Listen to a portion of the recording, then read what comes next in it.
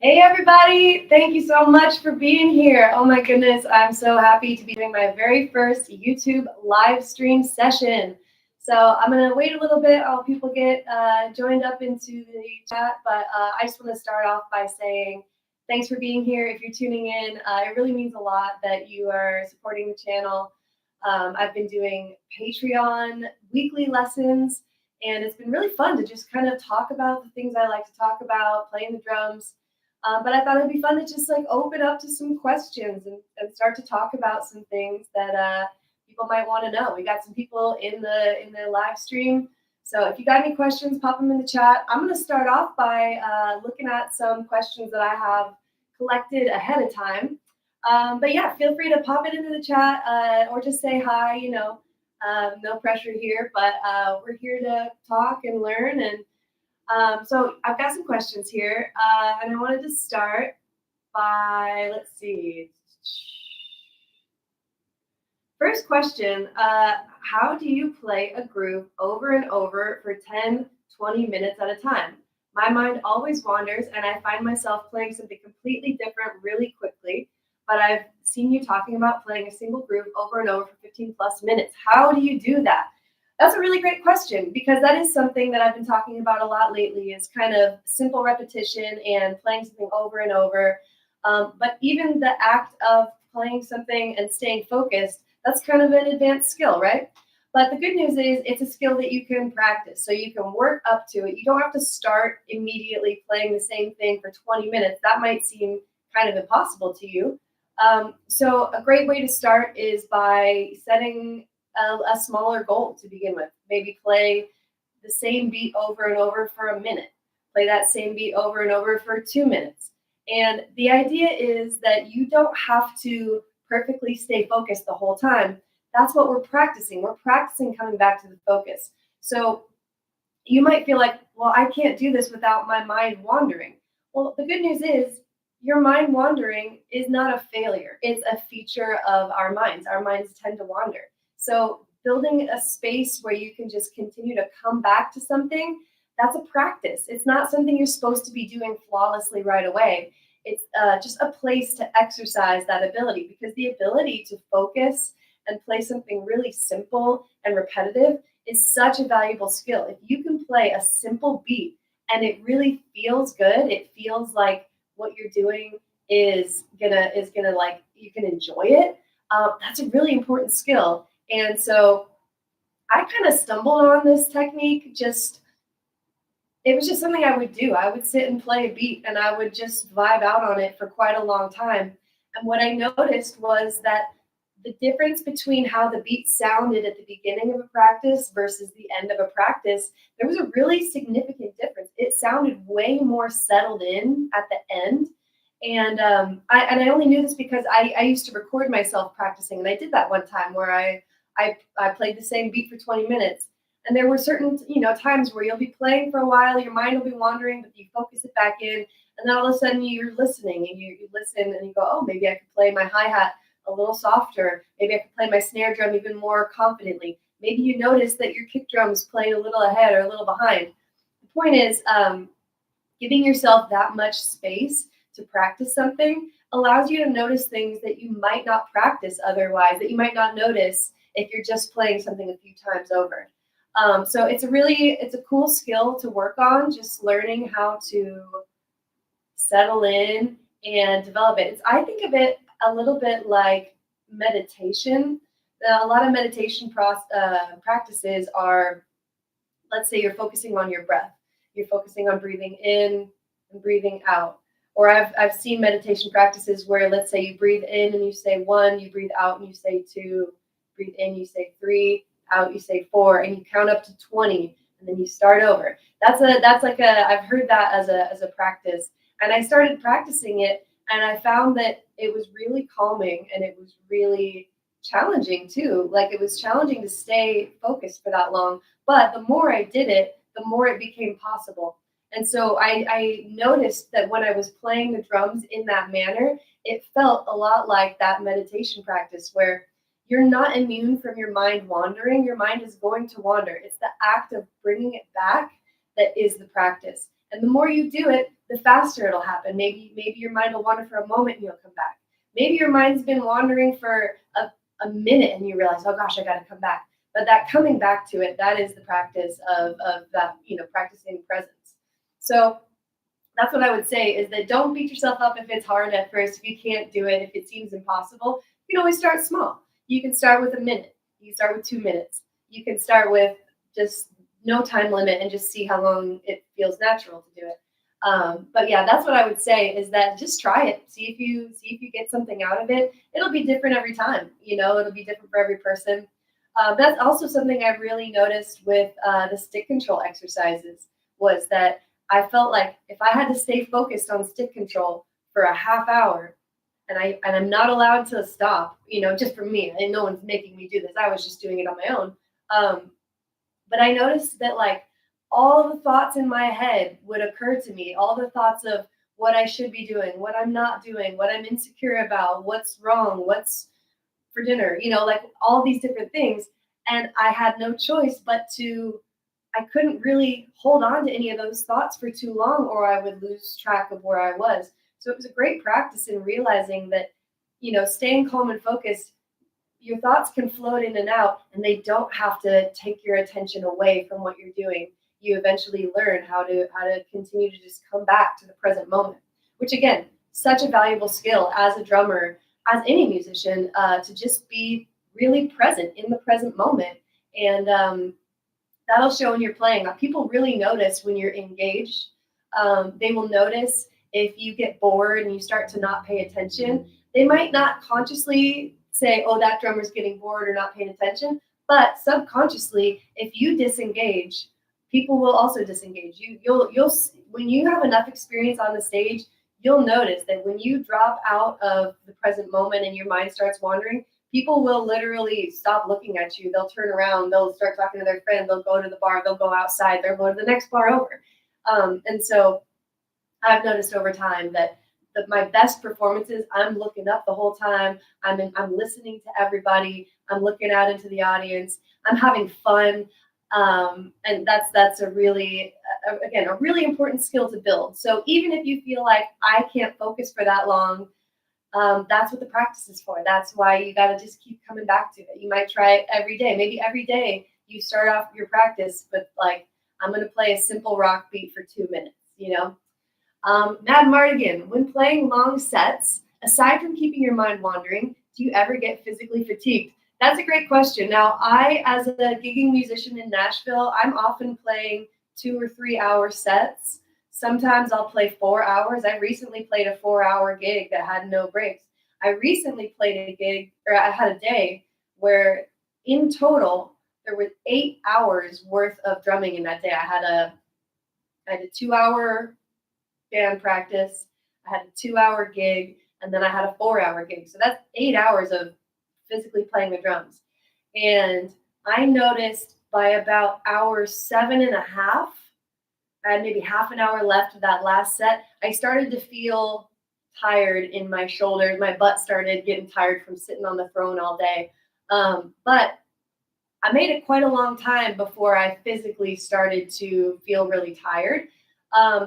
And some of that has to do with the fact that I have practiced over time doing everything I can to make sure that the basics of the motion that I'm playing is calm and relaxed. And so like when you see me doing my stick control and I'm focusing on keeping these sticks nice and relaxed, when I'm in my resting position, I want to get to a place where this is fully relaxed. I'm not holding extra tension in my back or in my shoulders or squeezing in my hands.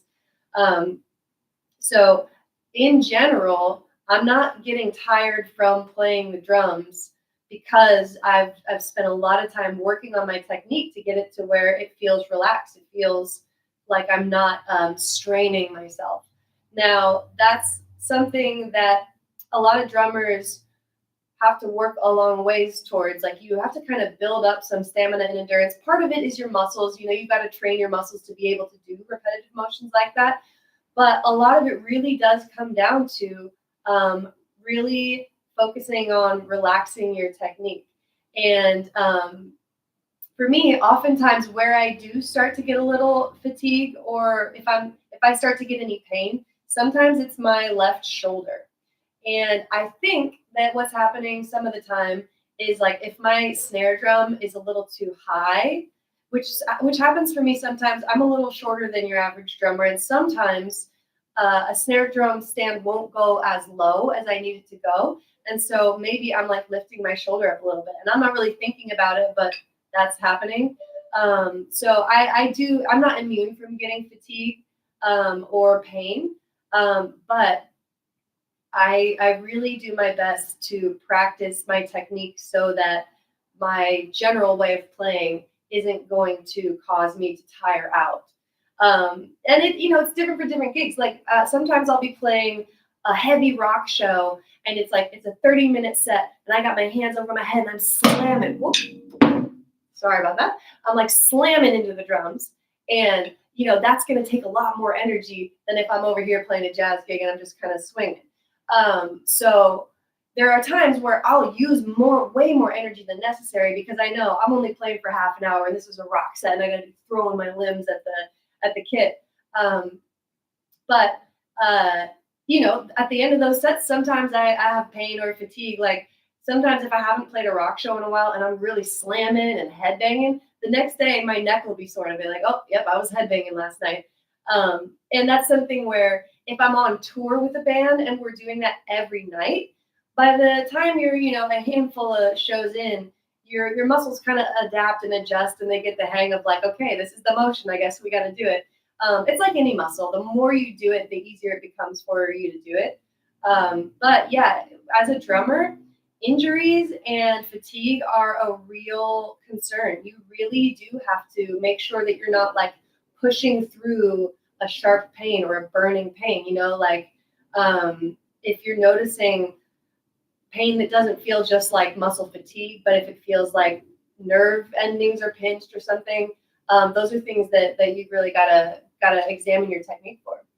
We got some more comments. Love your playing and videos. Hope to see more. Based on an hour practice session, how would you recommend breaking that up for a club band drummer? And then I also got a question. What are your methods for keeping your weak hand up to par? What can you suggest if one's feeling stuck or a plateau in their drumming journey? Okay, so I'll start with that first one. Based on an hour practice session, how would you recommend breaking that up for a club band drummer? So if I'm a club band drummer, what I'm practicing is going to be likely specific songs where I need to make sure that I can play this song start to finish. I need to make sure I can play every song in the set without, losing track of the form or making sure I'm playing the right beats and fills. So what I do in a practice session is I start by thinking of what's the most difficult thing. What is the most challenging thing I'm going to have to do tonight? Or if the gig's tonight, let's say. And I start there. And I work on the most challenging part of that challenging song first. And oftentimes I'll slow it down to a place where it's comfortable. And I'll get really comfortable with something before I speed it up. And let's say I'm playing a 45-minute set. And I know most of the songs, but there's 2 songs that are new and I haven't really spent as much time with them. I'll start with those 2 songs. I'll start with anything that's particularly challenging. And sometimes when you have limited time, let's say I only have 45 minutes to work up the set. And one of these songs, if I really wanted to nail it exactly like the drummer on the recording, I might need more time than that to practice it. So sometimes what I'm doing in a practice session like that is I'm figuring out what can I do? Is there anything not necessary? Maybe there's a crazy drum fill in there that would take a half hour to practice, but I only have 45 minutes and I got 2 or 3 songs I got to work on. You might have to find a substitute for that.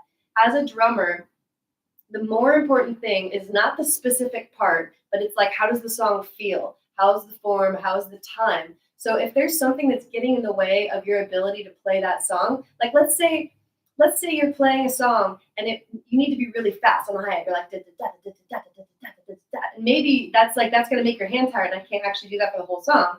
I might practice doing it in quarter notes instead of 8 notes. Or just like making some approximation of it where the most important thing isn't that you play the part exactly. The most important thing is that the time stays steady and that the song feels good and that the singer isn't losing track of where the downbeat is. So you do have to start to learn to prioritize. If you're playing a lot of songs and you don't have a lot of time to work them up, focus on the hard stuff first. And then if something's taking too long, you're like, I just don't know if I'm going to get it. See if you can find a simpler way to do it. And that's okay. You don't have to play the most complicated things all the time. If you have enough time, great. Focus on that, work it up, take your time. But the way that I would orient my practice sessions, I always go for what's the most difficult thing. Not necessarily working the set in order. You might be like, oh, I'm going to start at the top and work my way down. Well, by the time you're halfway through the set, the most difficult song is like towards the end, and now you're like almost out of time. And, your brain processing power kind of does tend to go down over time, where like you can only really focus for so long before your brain starts to get tired and you need a break. So what I would say again is, focus on the most difficult stuff first. And think about what really matters here. Is it, what really needs work? If the last time you played that set, you messed up one of the songs, start there. If it's sticking in your memory, like, oh, I didn't nail that bridge, start there. Practice that bridge first. Make sure you're feeling super confident on it. Then you can move on to play the whole song. Then you can move on to play the next song. And that's what I would say is just if you got an hour, prioritize what needs the most work, start there. Okay, thank you for that question. That was a really great question. The next question was, what are your methods for keeping your weak hand up to par? This is a really important thing. I talk to drummers all the time about your non-dominant hand. Now, I happen to be a right-handed drummer. I tend to play my right hand on the hi-hat and my left hand on the snare drum. But some right-handed drummers will play their left hand on the hi-hat and their right hand on the snare drum. And it really depends. It's all kind of personal preference. But I have a few methods for working up my weak hand. One thing I find really, really important that kind of flies under the radar is a lot of people think that, well, my left hand is slow. It's kind of stupid. It's like, it's bad. And you'll literally talk about your limb as though it's not as good as the other limb. And subconsciously, you're telling your body how to feel. And you're going, oh, this one's bad. This one's weak. This one's not as good. And the way you speak about yourself and the words that you use really do affect your abilities. So first thing I would say is make friends with your non-dominant hand. Don't think of it as a less good hand. Both of your hands have essentially the same muscle buildup. They have the same, and that might be different from person to person. Maybe you have an injury on one hand that actually does make it, a different muscular orientation. But first thing I would say is give some love to your weak hand. It's not stupid. It's just maybe has fewer connections. If you think about it, in your day-to-day life, you're doing so many things with your dominant hand. You're writing, you're brushing your teeth, you're eating your cereal. You have less connections to your non-dominant hand. So you do need to be a little bit patient with it, right? You need to build some of those skills. You need to not treat it like it's stupid for not being as fast as your other hand. So, be a little patient. And then another thing I really like to do with my non-dominant hand to bring it up to speed is I like to mirror it with my other hand. So let's say I want to be able to play single stroke rolls, and it's just going to be nice and simple, right, left, right, left, right, left, right, left. Right? So one thing I'll do is I'll lead with my non-dominant hand when I'm practicing. So I'll go left, right, left, right, left, right, left, right. So that's one thing I'll do is I'll give my left hand a little more practice. I'll start my exercises on that hand. Another thing I do a lot of is I try and play both my hands together. If I'm playing a single stroke roll, let's say I'm going right, left, right, left, right, left. If I take my left hand out, my right hand is going right, left, right, left, right, left. So that's the speed that I'm trying to get both hands to go at. I'll play them together. And a lot of times I'll try and do this in front of a mirror or in front of a camera or something so I can see what's happening. But I spend a lot of time just trying to get both my hands to do the same thing, right? And so I use my right hand to train my left hand. Here's something that someone showed me one time. They say, let's say if If I told you to write your name with your dominant hand, you would do it pretty easily. If you try to do that same thing with your non-dominant hand, it would be a little more wobbly. Well, watch what happens if you do them both together. You can actually move them together, right? So if I wanted to use my right hand to demonstrate something, I could do my left hand, and it mirrors it really nicely. So I'm using that same concept with my hands and trying to get them to play together. Now it's going to look a little different. Let's say I'm trying to practice my double stroke roll, and I want to go right, right, left, left, right, right, left, left. I'll take that and I'll go right, right, left, right, and I'll match them both. And now I'm practicing this motion, and I'm practicing them together. And there's always going to be some subtle differences in how you're holding the sticks, where your fingers are touching it, how your wrists are oriented. The way that your wrists are oriented is really worth looking at, because a lot of times you'll notice that someone's got their hands like this and then their left hand is kind of turned under. You're like, oh, well, that could be why your stick is flying off to the side, because your wrist is actually facing a different direction. So that's something I like to do, is I try and get my hands to match. And that might look like this if I'm playing a paradiddle. If I'm going right, left, right, right, left, right, left. If I take out that left hand, left, right, left, right, right, right, left, right, then I'll match that. Right, left, right, right, left, right, left, right, right, left. So getting the hands to match and practicing that technique is one way to do it. It's called a check pattern sometimes. I've heard it called that, where you check the pattern by taking the two parts and playing them together. And it works with a lot of different rudiments. Like earlier today, I was practicing this rudiment. I was going 1, 2, 3, 1, 2, 3, 1, 2, 3, 1, 2, 3. And so what I did was I took the one hand out, because I was noticing it was a little wobbly. And I was like, okay, great. I love it when I find something wobbly, because it means I have something to work on. So if I'm doing this and I take the one hand out, and I'll just play it on my leg so you can just hear the composite rhythm. It'll be 1, 2, 3, 1, 2, 3, 1, 2, 3, 1, 2. So the rhythm is 1, 2, 1, 2. So both hands. 1, 2, 3, and 1, 2, 3, 1, 2, 3, and 1. Now, and what I'm thinking about doing is relaxing after that downstroke, down, relax. And I'm thinking about the timing of it, and I'm thinking about when I'm lifting my sticks up. But anyways, that's just one method for practicing, getting your left hand to mirror what your right hand is doing. Those are a couple things. Mirroring it, starting with the left hand, and honestly, practicing things like stick control. Stick control exercises do a really great job of working out both hands fairly evenly. So that's one of the things that you do gain as a result of doing stick control exercises, is you do gain more control over both hands.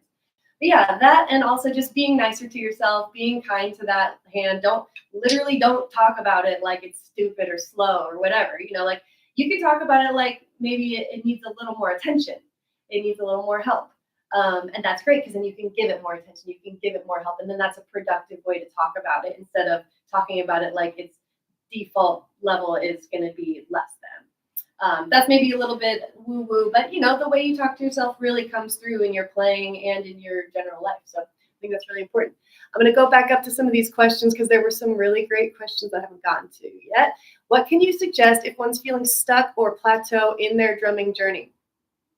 I think one thing you can always do if you're feeling stuck is, you can maybe find a teacher and see if they can help you gain some perspective. But if you're not at a place where you're looking for actual guidance, you can take a video, watch yourself playing, and look at what you actually need to work on. Is it, are you too stiff? Do you need to work on loosening up? Are you feeling too slow and you need to work on speeding up? It seems like when you hit a plateau and you're like, oh, there's so many things I want to do better, and I don't know where to start. You can really only, in my experience, you can only really focus on one thing at a time. And you can switch back and forth between multiple things, but pick one thing that you can improve and really work on it. That's one thing I would recommend. Another thing I would recommend is picking something that's absolutely foreign to you, that you've never done before. So if you're a great maybe you're a really solid pocket player who's good at playing at rock grooves. Experiment with learning some Latin rhythms. Experiment with learning jazz. Try to just expand what you're doing. And that by default will help kind of break you out of the monotony of what your playing is at currently. But yeah, I would say when you hit a plateau, sometimes it can take an awful lot of work to get from a plateau to the next level. Sometimes you'll work really hard for a long time and it'll feel like you're not making progress. And that's, there's the concept of like the 80-20 where, you'll spend 80% of your time working on the 20% of things that are the most difficult, or there's like this 20% of things are going to make 80% of the difference. The point being that you might spend a long time working on something before you really notice that your playing is improving. So one thing I would say is just pick one thing that you know you could improve and work on it for a long time. Really just work it out. And don't feel discouraged by the fact that it might take a long time to make progress. But yeah, also, like I said, it really can be helpful to work with an instructor, to work with a teacher, someone who can give you things to practice. And I have my Patreon channel that I just started within the last couple months. And each lesson I'm doing kind of play along videos that are introducing concepts. Some of them are more fundamental, some of them are a little more conceptual, but there's something every week where if you practice this one concept, even if it seems really simple to you, or even if it seems a little too complicated for you, just, adding new perspectives to your practice routine can sometimes help break you out of a plateau. But I think, being realistic with yourself and going, what actually needs work right now? What is the thing that has me feeling like I'm stuck? And like not shying away from that, really looking towards it and going, what do I need to work on? And again, like I said, if you're not sure what you need to work on, take a video of yourself practicing. I guarantee you'll find at least one thing that you could improve, because it's just, there's always something, Okay, I'm gonna keep looking at these questions. Let's see, left-handed. Mad Mardigan says, I'm left-handed, but I learned to play and do right-hand dominant, which is great. I think a lot of left-handed drummers almost find themselves maybe initially at a disadvantage, but over time, you now have your strong hand is everyone else's weak hand. And so you might have more creativity around the kit. You might have the ability to do things a little more ambidextrously. But I would say, there's no rule for which way you have to orient your drum set. Experiment with different things, see what works for you. I got a question I like. Heather, thanks for doing this. Any advice on playing with the click, in particular, struggling with bandmates who apparently have never practiced with the metronome? This is so common. I love practicing to a click. In my opinion, metronome is your best friend. Your metronome will never lie to you. Your metronome is always going to show you right where it's at. And the thing is, it is pretty challenging to learn how to play comfortably and confidently with the click. So my recommendation is, when you're practicing something, set your click to a little bit lower than you think, maybe even slower than that. Practicing to a click at a really slow, steady pace does something for your gut. It just like puts you in control of being able to own where the downbeat is. When you have bandmates who have not practiced with a metronome, the unfortunate reality is you cannot make somebody do that. You can't force somebody to do something that they're not ready to do. That's just in life in general. You cannot control other people's journey. So my encouragement is, don't worry too much about anyone else's sense of time. If you're the drummer in the band, you're the one that's playing on a click, you're the one that's got the steady time. Do your best to present the time in such a way that even if your people aren't practicing to a click, they're practically practicing to a click because you've got a click over here. You've got your hi-hat going, you've got your kick and your snare drum right in the pocket. And, extend a little grace to them. Some people are afraid of a metronome. It's a really common fear. People are scared to play to a metronome. They're worried that it's going to make you sound robotic. The reality of it is so hard to sound robotic. You're not accidentally going to sound like a robot. It takes so much practice to get steady time. It's like when people are like, well, I don't know if I want to go to the gym. I don't want to get too bulky. Like, you know how hard you have to work to actually get too bulky? You're not going to accidentally become super shredded. You know, it's going to take a long time and a lot of dedicated practice to actually get good at it. So be patient with your friends. They're on a different journey from you. You're the drummer. It really doesn't matter if they're not practicing to a click. You got to practice to a click. You got to be the one that owns the time. And unfortunately, there's not too much you can do to like get someone else to do their own homework. The most you can do is find other people to play with that you maybe vibe with more. But in the meantime, if the other people in your band don't have as good a sense of time as you get to be their sense of time. You're the one driving the bus. Let's say your guitar player is always rushing and you can't get him to stop rushing. See, do what you can to match them and like make it right, make it make sense, make it so that if they want to play it faster, play it a little faster with them. You know, see if you can come together. There's like a middle ground where you don't have to be right. You don't have to be the only one that is doing it right. You can kind of work with everybody and find that shared sense of time and groove together. It might be frustrating when other people don't have as good of a sense of time as you. And hopefully over time, the more you play and the more you play with people, you will be around people who have taken the time to do that, and they'll naturally gravitate towards you because they see that you've also done that work. But yeah, unfortunately, you can't practice for someone else. All you can do is take responsibility for your own sense of time. So my recommendation would be set your click to a comfortable, slow tempo, and just do everything you're practicing with that. I have a friend who one time, he's a guitar player, and he does practice to a click. He's got a great sense of time. And one time he said to me, is it even practicing if you don't have a metronome going? And I was like, debatable, you know, like I really think there's no better tool for your sense of time than practicing to a click. And practicing with a click makes it so that when you don't have a click on, you just instinctively are still locking into steady time. You know, some people are afraid that if I practice to a click, it'll make me dependent on the click. It doesn't. It makes you more confident in your ability to stay steady.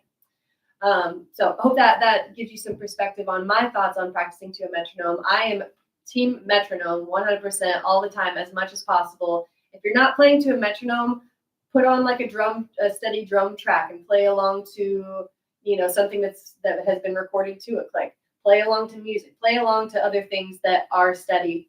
If you're practicing and you're not playing to a click, there's a good chance that your time is going up and down, and that's what it'll do live. So I would say practice to a click as much as you can. It's the best tool for a drummer to build steady time. Okay, how many hours a day do you typically practice? I'm going to be honest, I don't practice every day. I have been without power for since Sunday morning, and I'm staying at my friend's house right now. And fortunately, my good buddy Henry Go, who is he's the Mapex rep, him and his roommate Michael's a great friend of mine. They offered to let me stay at their place while the storm was happening.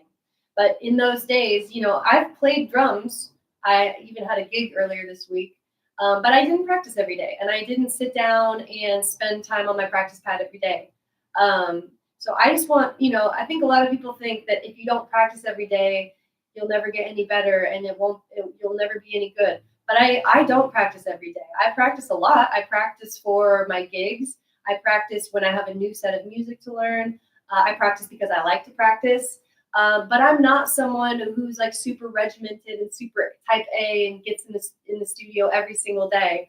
But I come back to it all the time. I'm always coming back to whatever it is I'm working on or whatever I'm thinking about or practicing. So I think the amount of hours is less important than just continuing to show up. Just keep it as a normal part of your life. It doesn't have to be this thing where you're like, oh gosh, if I don't practice, I let myself down. I think the more you practice, the better it is for you.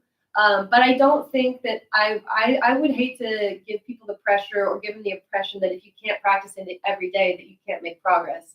I think you practice whenever is convenient for you. You practice for 5 minutes, that's better than nothing. You practice for 10 minutes every day, If you practice for 5 or 10 minutes every day and you're practicing the same thing and you're practicing slow enough that it's steady and that you're making progress, that's better than only one day a week you played for an hour and a half. It really does make a difference how often you come back to it. But yeah, I don't practice for hours every day, but there are days where I practice for 3 or 4 hours. If I'm working on a set of music, I'll be practicing a lot more. If I'm working up a concept, but yeah, and I don't always have to have something going on to be practicing. I just like to practice. I like to work on stuff. But yeah, it's not a super routine thing for me. I'm not super regimented in my approach. I love playing the drums, and so I practice a lot. But I don't want to give you the impression that if you can't practice for hours a day, you'll never be a professional.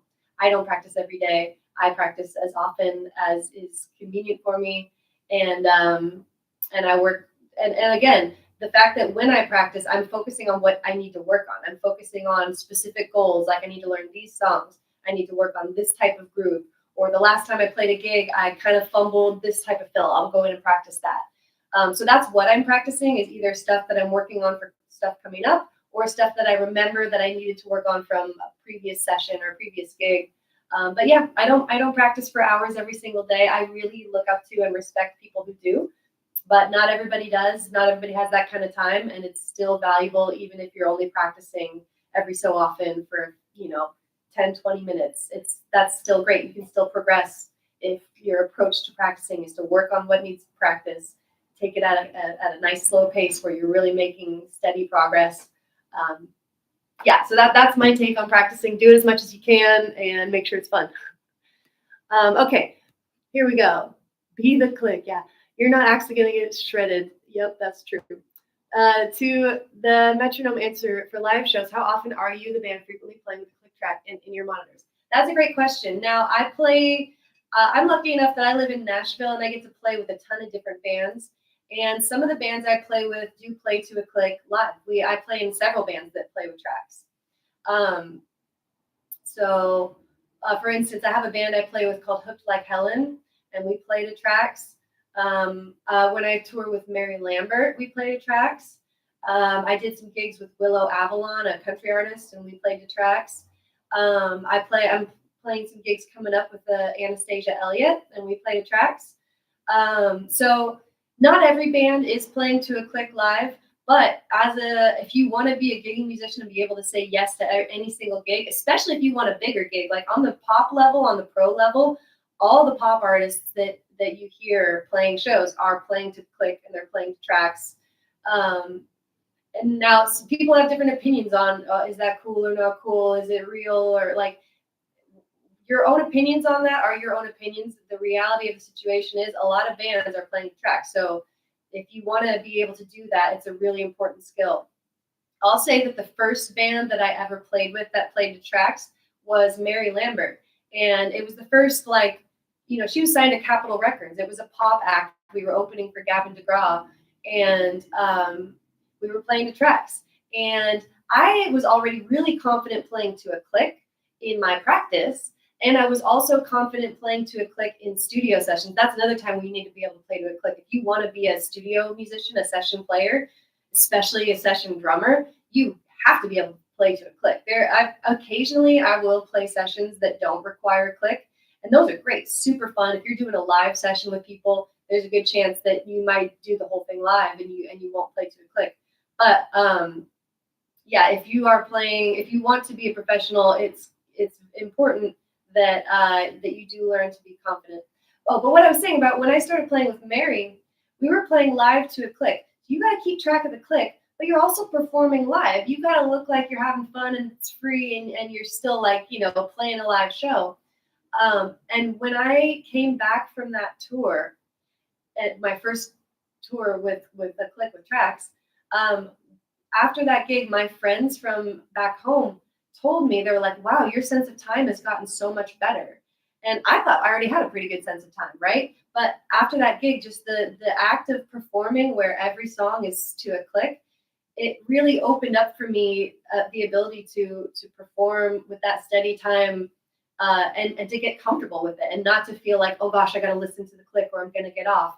Now I feel like it's a lot easier for me to just vibe with the click and it doesn't distract me at all. So I'll say that you don't have to know how to play live to a click. Most bands aren't going to be doing that. But if you want any of these pro gigs, it's a great skill to have. Okay, the question came up after that was, what does playing tracks actually mean? Having the song itself in your head. That's a great question. Now, the playing to tracks might mean different things for different artists, but a lot of the time, what's happening when you have tracks is, let's say the band is drums, guitar, bass, lead singer, but on the album, there's some really cool synthesizer parts, and there's some like percussion tracks in the background, and maybe there's some background vocals that are like all really like, 5-6 part harmonies.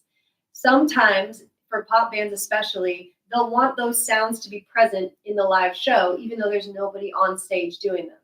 And it's, if when tracks are done really well, the audience isn't really noticing that there's all this other stuff going on because it's kind of blended in. But that's what's happening is there's other sounds that are pre-recorded, not live sounds, but sounds that are going to be the same every single time you play the song.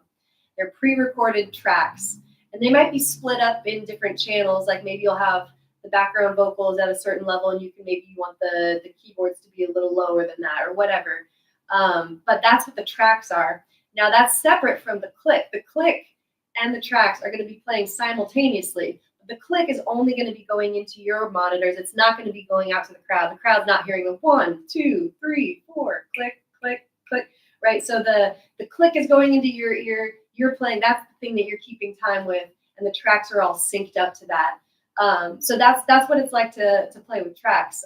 There's all different kinds of ways people do it. Some people have tons of tracks, and it's a very track heavy show. It's like very cinematic and epic, and there's like sound effects and voiceovers and whatever. And for some bands, it's just like, well, we want this one little keyboard part. We don't want to hire a keyboard player to take on the road for just that one little keyboard part in that bridge of a song. You know what I mean? So that's what it's like playing to tracks. And yeah, again, these days it's really common. A lot of bands, even not on the professional level, are incorporating tracks into their live shows.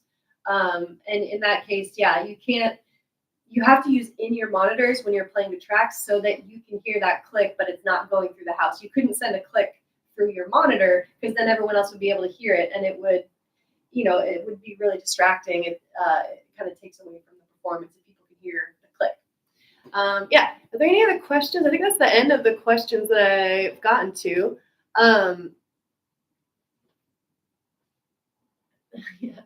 Yeah. Thanks for tuning in, everybody. Also, so thank you for all being here, for asking questions. I love talking about the drums. I love talking about music and about my experience. I'm a gigging musician, which means I play gigs all around the city, all around the country. I go on tours. I go on recording sessions. I will take any gig that sounds fun to me, that I like the music. I love playing tons of different styles. I play now that I'm in Nashville, I play in a bunch of different country bands. I play in rock bands. I play jazz. I used to play Latin gigs. I played like bossa nova gigs up in Seattle. I love to play funk. I love playing funk gigs or soul, R&B.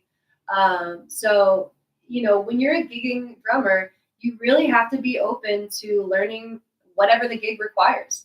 And so, sometimes you're going to get hired to play in a super technical math rock band, and you got to learn how to do polyrhythms and metric modulations.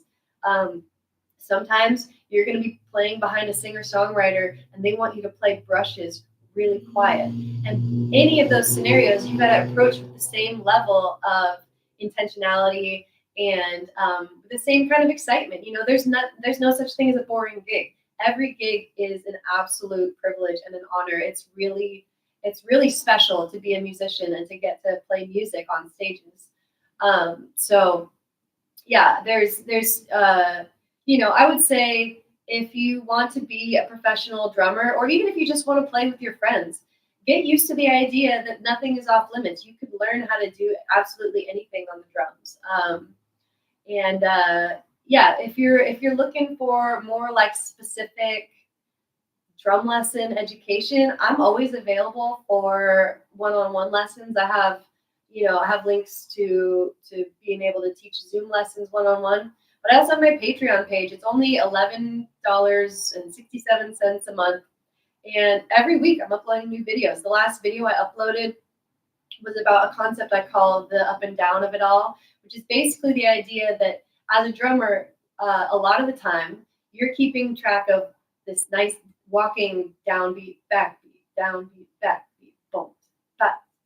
boom, back, boom, boom. There's like this feeling of a down and an up, and you're keeping that steady no matter what. You could be playing crazy fills, but you're still got the down and the up.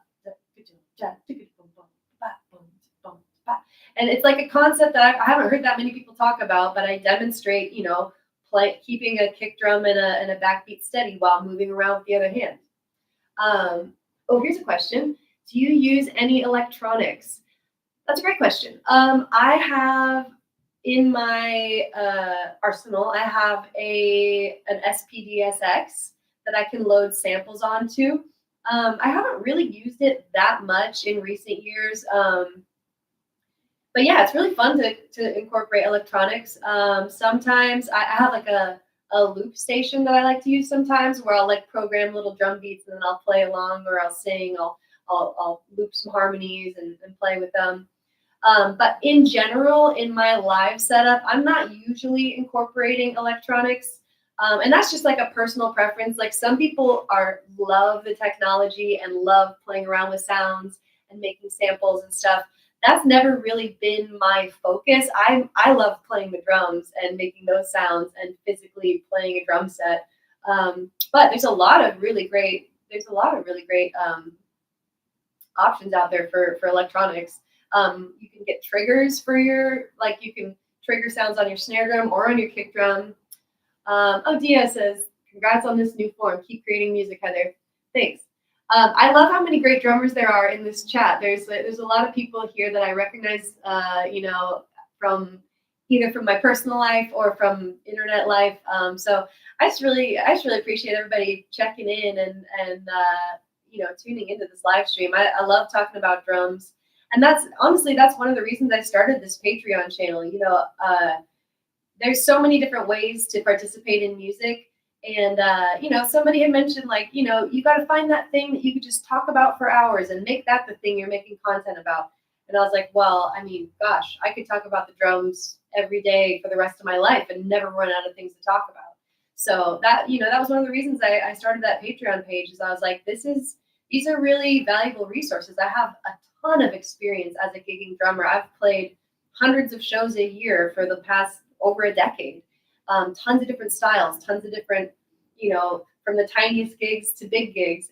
And so I love helping people play the drums and helping them get over any barriers that they feel they have to being able to perform. I really encourage people, even if you're just starting out, find people to jam with, find people to play with, start a band with your friends, start learning cover songs, start writing silly songs about what you're happy about or what you're angry about or what you ate for breakfast this morning. Just like the world needs more drummers who are excited about it, who take it seriously, who really care about making beautiful music. So if you're one of those drummers who wants to participate and you want to learn how to keep a steady beat and play with conviction and play stuff that really feels good, that's great. The world needs more of that. And so I hope that me starting this channel and sharing some of my experience, both as a drummer and also as a teacher. I've been teaching drums since I was in high school. I started teaching drums while I was still in school. And I love helping people learn how to play. So thank you all for being here, for asking so many thoughtful questions. Hopefully I, brought some new perspectives or helped give some insight to what it's like, at least from my perspective, as someone who's been doing this professionally and, for quite a long time. I haven't worked like a side job for at least the past 10 years. I've really focused on this and made it my livelihood. So I feel like I do have a lot to share from all those experiences. So thanks for tuning in. If you're not part of the Patreon, consider joining. We've got lots of really awesome drum lessons and content in there, and we're doing new lessons every week. So maybe some of these topics might show up in future lessons. Maybe I'll talk about some of this on the channel. Yeah, and either way, just thanks for showing up. And the support means everything. You know, I could be sitting here just talking to myself, and I would still be having a good time. So thank you for participating. That makes it way more fun and interesting. Yeah, and I appreciate you. And yeah, thanks for tuning in. I think I'm going to sign off unless anyone's got any last minute burning questions for me. Thanks to my buddy David, who's my video editor, who helped me organize this and set it up, and we test out some of these ideas. So thanks to everybody who's been here. And yeah, oh yeah, we're 14 sessions in on the Patreon already. That's right. There's 14 lessons up there. Most of the lessons are somewhere between 25 and 45 minutes. A lot of them are play along videos. So you'll be, even if that's all you practice that week, you at least got 20, 45, however many minutes in. And that's progress. So thanks for hanging out. I appreciate you all, and I'll see you in the next one, or I'll see you in the channel. Thanks for being here.